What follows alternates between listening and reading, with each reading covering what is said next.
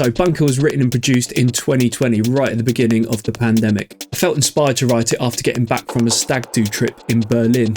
The 7 of us went the week before the UK went into lockdown, despite all of our friends and family telling us not to go. We had a techno-packed weekend planned with tickets to Tresor, About Blank, Watergate, to name a few. But as COVID swept across Europe, things changed really quickly over there.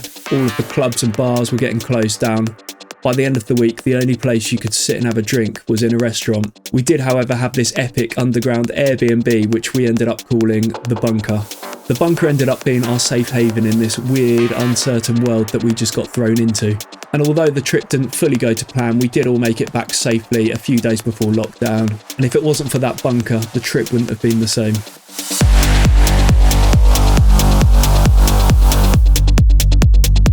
A few days after getting back, the UK gets thrown into lockdown, and I've suddenly got all of this spare time on my hands.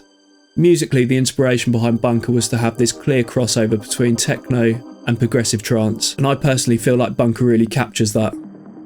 One track in particular that influenced Bunker was a track called Chrome by Latent Giordani. It's got to be one of my favourite peak time techno tracks. It's got this really filthy saw bass that my mate Reg ended up calling the trouser flapper.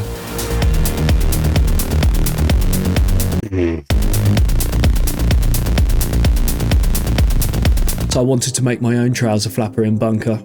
After Bunker was complete and we had a release date, I started to think of creative ways in which I could promote it. And then I thought, well, how cool would it be to film Bunker in a bunker? So I spent a few weeks ringing around, inquiring at different places, different locations, driving around.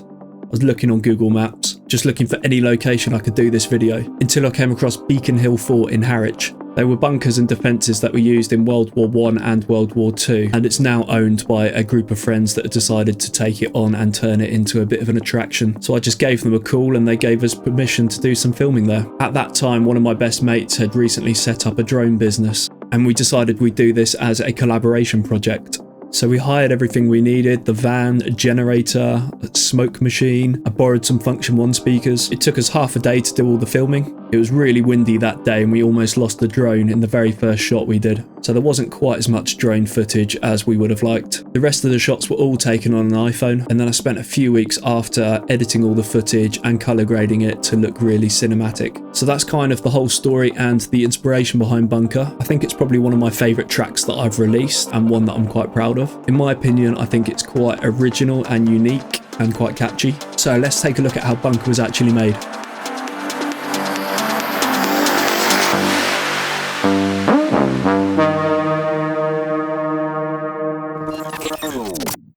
So we've got kick and bass bus, we've got a drum bus, a groove bus, synth group, and then the Atmo as well. So I think we'll start with the kick and bass and then we'll work our way down. So we're working in 136. The reason being is I wanted it to be sort of in the middle between that progressive trance kind of BPM and a techno BPM. So it's quite nice. You can slow it down and it works really well in a techno kind of set. But also if I get a UK booking or a faster sort of trance booking, I can speed it up to sort of 140, 142. And it doesn't lose too much of the groove, which is really good. I know a lot of tracks, sometimes you speed them up too much and they just start sounding a bit weird and it just doesn't sound like how you imagined it. So yeah, 136 was kind of bang in the middle of those two. I've also had DJs message me and sort of tell me that it works really well as a transition track as well. Maybe they've been booked for like a 2-hour set, techno into trance. And I think Bunker's like a really good track that bridges between those two genres. So yeah, that was the reason for being slightly slower BPM. And then I think we're in G minor. So let's start with the kick and bass groups. First up, we've got the kick. We've just got this, it's a Vengeance kick, I believe. Went for quite a short, punchy one because the bass is quite a bass heavy track. So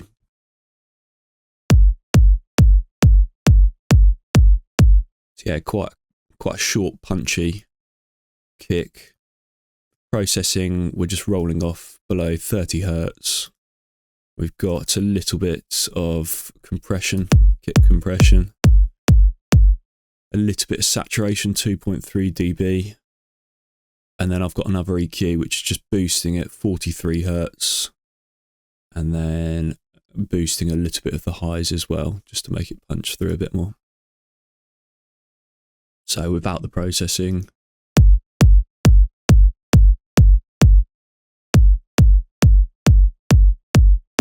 very subtle, just tightens it up a little bit.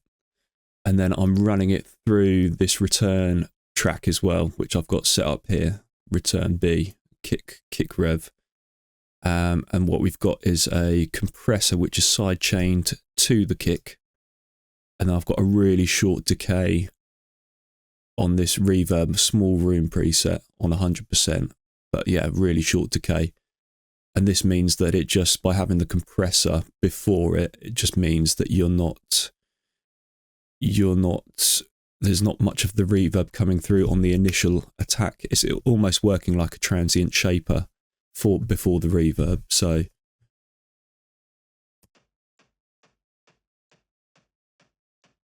it's really, really subtle, but it just gives it puts it into a bit of a space instead of it being a really dry kick, and almost gives it kind of techno characteristic without going too techno-y.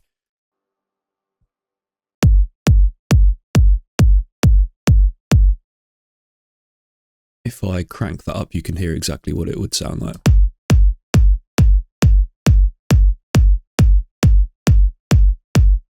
So we've just dialed that back and just kept it quite subtle. So that's the kick. Then onto the main bass. So as I mentioned in the nostalgia video and my bass processing video, I always like to bounce MIDI down to audio. I just find it so much cleaner. So this particular bass came from, I've got the MIDI here, and it was from June 3. We've got this deep bass preset that I found, which is really nice. It's by Rob Lee. And it's basically just this really long, subby kind of warm bass.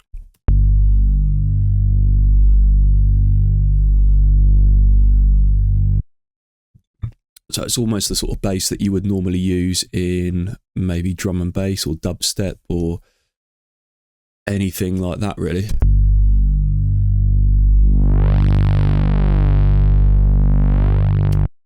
Kind of that Reese bass. So what we've done is we've drawn a long MIDI note, and then I've recorded that long note to audio, which you can see here. And then I've gone through and just looped a little section that I want to use as the main bass. So if I turn off this processing, you can hear how it sounds with the loop. So in the end, I actually ended up using just that very first section, but what you can do is just go through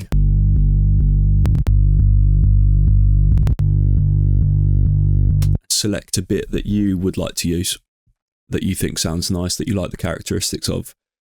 I would probably, with these kind of moving and phasing basses, I would probably stay away from anything that looks a bit weird or unbalanced. Like, for example, here you can see it's not, we've got a dip here, it's not balanced here, so I'd probably avoid using parts like this. Or you might end up with phasing issues. So in the end, I ended up using just this very first section here.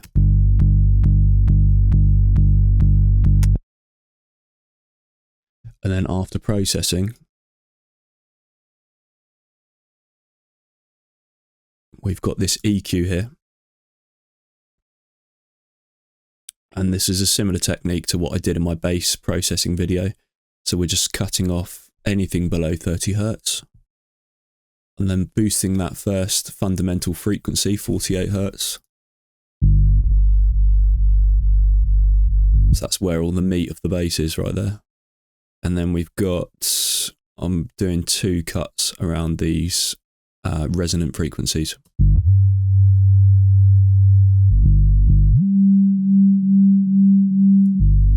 nasty frequencies. And then I'm cutting off a lot of the highs because this is going to be a sub bass. We've got upper basses that are sitting over the top, so we're cutting off quite a lot of the highs. And then it's got rid of that click as well, which the kickstart, the sidechain will take care of the rest. And then running it through into the A1 stereo control that I like to use. So everything below 200 Hertz, I've got the safe bass setting on, so everything's in mono below that frequency. We've got 2 instances of kickstart. So the first one's doing 100% on the mid-chain setting.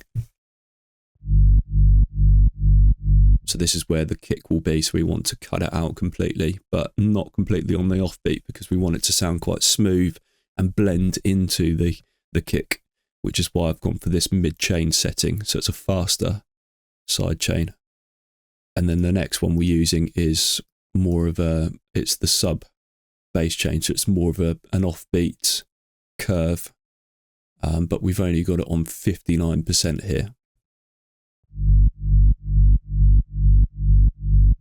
which will give it more of a pumping sound. If I had that on 100%, it would lose a lot of the characteristic of how the kick and the bass are working together, and it would sound too punchy and too separate from the kick. And then a good idea when you're trying to do this technique with these sort of phasey basses, a good idea would be just to check it works in mono. So I've just put a utility at the end with mono selected.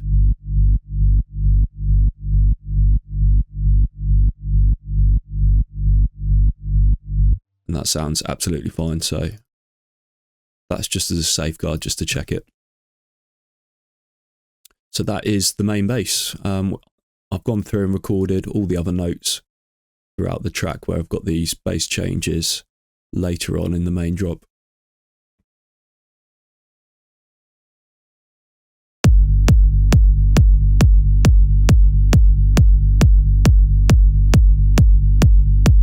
So you can hear how the kick and the bass kind of sound as one. They sort of melt into each other. It's not like they're completely separate. And then we've got this second bass called the Trouser Flapper.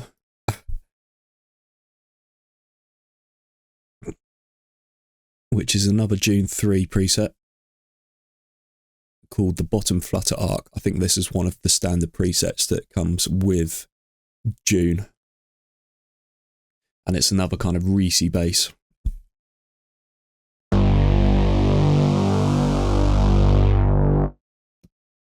And we've got some automation with the mod wheel, which is connected to, it says brighter here, so I think it's connected to this filter. Maybe there's some resonance as well.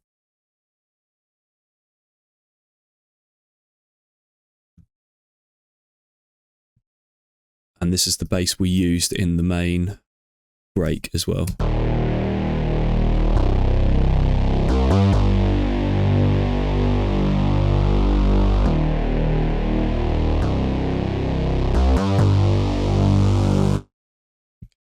In terms of processing, we've got a fair amount going on. So first up, we've got this Hot Tubes preset, which I really like. It's a saturator, and I've got it on 6.9 dB, but this just warms up, sounds really nicely. I use it quite a lot on shakers and percussion as well, because it does warm everything up.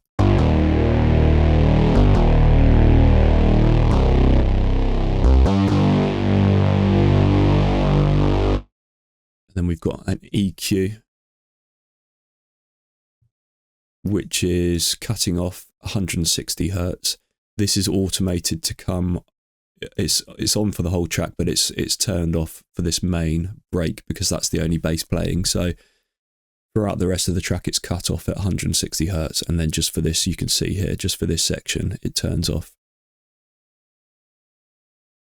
And then we've got a few frequency boosts and cuts. I've got 359 just to clean up some of the mud. And then I'm boosting some frequencies as well.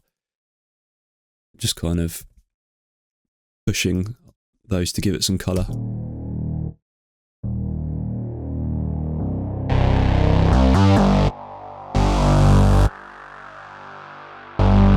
So small boosts just to add some mid and high end to it. Then I've got the A1 stereo control on 120 Hertz. Got this vintage verb, which has got quite a short decay, but it just puts it into a space, gives it some life.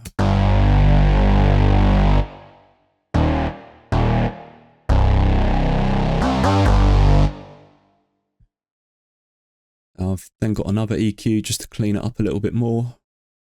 I've got kickstart, which is on that same mids chain setting. I think it's automated to come on. Yeah, it's all automating up there, and I think it stays on for the rest of the track. And then I've got a volcano at the end, which is doing some other automation, just cutting off the frequencies up and down.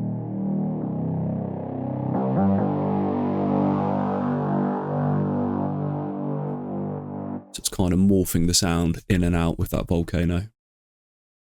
Just to mention, so this trouser flapper, this higher bass, I'm also running through a return channel here, this Hass effect, which I covered in my previous video, the nostalgia video, which I was doing on a clap to kind of delay the left from the right. And this works really well on, it can work really well on basses if you're careful with it. You obviously don't want to do it on any low frequencies, but you can see here what I've done is just delayed. I've got the left channel and the right channel here, and I've just delayed one slightly from the other, just to spread it a bit wider. And then I've got the A1 stereo control just to make sure that it's not doing it to any low frequencies. And I'm also cutting off 130 Hertz here. So it's only, if I solo it, you can hear it's only doing this effect to the higher frequencies.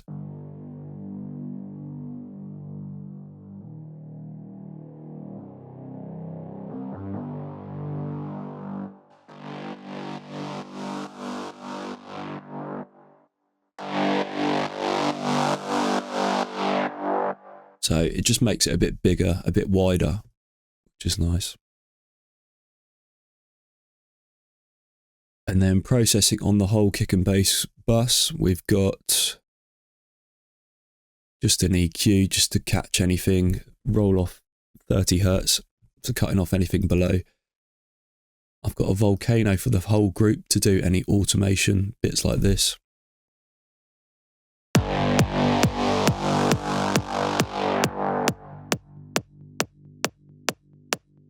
So I can control the whole group.